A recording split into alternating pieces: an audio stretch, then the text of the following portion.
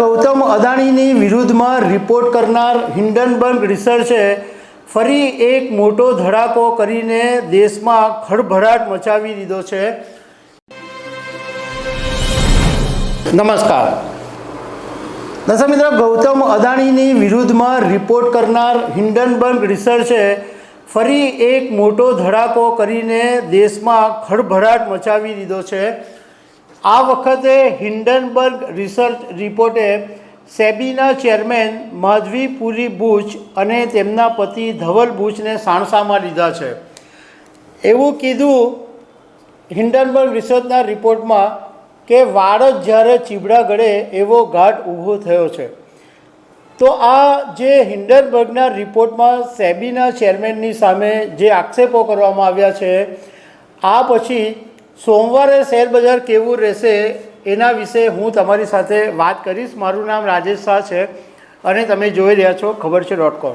દર્શક મિત્રો, security and exchange board of India એટલે શેરબજારમાં જે કામકાજો થાય એનું નિયમન કરનારી કંપની અને સરકાર હસ્તકની એ કંપની છે security and exchange board of India, અને એના ચેરમેન છે માધવી પુરી બુચ। હવે હિન્ડનબર્ગ રિસર્ચે એક એક્સ પ્લેટફોર્મ ઉપર દાવો કર્યો છે કે માધવી પુરી બુચ અને તેના પતિ ધવલ બુચનું ગૌતમ અદાણીની સાથે સીધું કનેક્શન છે અને ગૌતમ અદાણીનું જે સેલ કંપનીઓમાં ફંડ છે ધવલ બુચની હિસ્સેદારી છે એવો આરોપ મૂકવામાં આવ્યો છે। રિપોર્ટમાં એમ કહેવામાં આવ્યું કે મોરિશિયસની એક ઓફશોર કંપની છે ગ્લોબલ ડાયનેમિક ઓફશોર ફંડ, આમાં ગૌતમ અદાણીના ભાઈ વિનોદ અદાણી છે એનું અબજો ડોલર રૂપિયાનું ઇન્વેસ્ટમેન્ટ છે અને આ કંપનીની અંદર માધવી પુરી બુચ અને ધવલ બુચની હિસ્સેદારી છે એવું કહેવામાં આવ્યું છે। અને આ જે ફંડ છે એનો ઉપયોગ શેરના ભાવમાં તેજી લાવવા માટે કરવામાં આવે છે।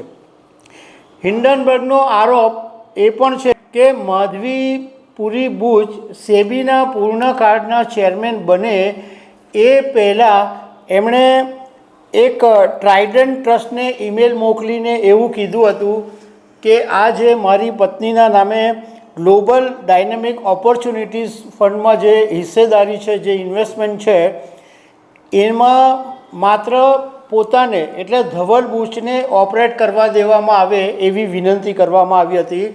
ધવલ બુચનો આશય એ હતો કે માધવી સેબીના ચેરમેન બને, એમનું નામ કોઈ જગ્યાએ આવે નહીં એટલે પત્નીના નામને દૂર રાખવા માંગતા હતા।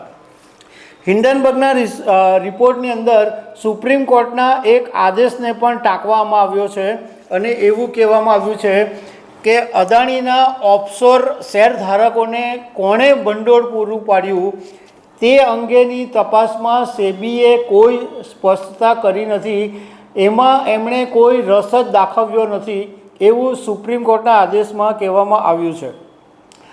હવે રિપોર્ટમાં એવું પણ કહેવાયું કે માધવી બુચ અને પતિ ધવલ બુચે 5 જૂન 2015ના દિવસે સિંગાપોરમાં આઈપીઆઈ પ્લસ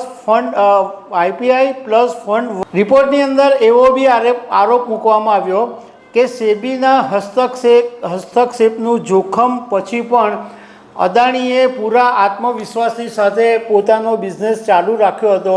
એ જ વાત બતાવે છે કે સેબી અને અદાણી વચ્ચે કોઈ કનેક્શન હતું। ગુજરાત સમાચારના એક રિપોર્ટની અંદર એવું કહેવામાં આવ્યું છે કે ગૌતમ અદાણીના કહેવાથી જ સેબીના ચેરમેન તરીકે માધવી પુરી બુચની નિમણૂક કરવામાં આવી હતી। આમ તો સેબીની નિમણૂક છે એ નાણાં મંત્રાલય કરે છે, પરંતુ હિન્ડનબર્ગ રિસર્ચ રિપોર્ટ જે છે એની 2 વર્ષ પહેલાંથી એ તપાસ ચાલતી હતી અને એ વાતની ગૌતમ અદાણીને ખબર પડી ગઈ હતી।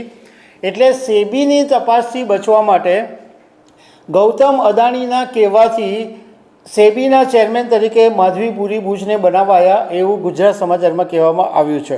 હવે આ બધા જે આક્ષેપો થયા એ પછી માધવી અને એના પતિ ધવલ બુચ બંને એક જોઈન્ટ સ્ટેટમેન્ટ આપીને એવું કીધું છે કે આ જે આક્ષેપો હિન્ડનબર્ગ રિસર્ચ તરફથી કરવામાં આવ્યા છે એ બિલકુલ પાયા વિહોણા છે અને અમારી જે જિંદગીની કિતાબ છે એ ઓપન છે. અમે અમારા જે પણ સ્ટેટમેન્ટ છે એ અમે નિયમિત રજૂ કરતા રહીશું. આની જે પણ આરોપો મૂકવામાં આવ્યા છે એમાં કોઈ તથ્ય નથી અને અદાણીને શોકોઝ નોટિસ પણ મોકલવામાં આવેલી છે એવો એમણે ખુલાસો કર્યો છે. હવે એ વાત કરીએ કે આ માધવી બુશ અને એના પતિ ધવલ બુશની પર જે હિન્ડનબર્ગે આરોપ લગાવ્યો એને કારણે હવે જ્યારે શેર બજાર સોમવારે ખુલશે ત્યારે જાણકારોનું કહેવું એમ છે કે બજારની અંદર મોટો ઘટાડો આવી શકે છે. કારણ કે સેબીના ચેરમેનની સામે આરોપ લગાવવામાં આવ્યા અને ઘણી બધી વિગતો એની અંદર આપવામાં આવેલી છે. એટલે ગૌતમ અદાણીના શેરો પણ તૂટી શકે અને બજાર પણ તૂટી શકે એવી સંભાવના વ્યક્ત કરવામાં આવી છે.